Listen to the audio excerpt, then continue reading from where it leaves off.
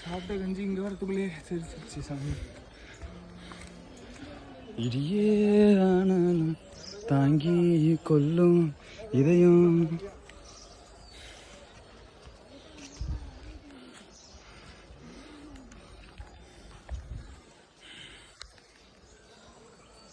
சாமியே சரணமையப்பா.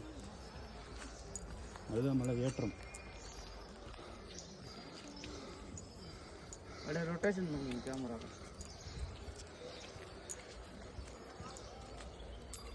கடாசுண்ணா சுவாமியே சரணமையப்பா.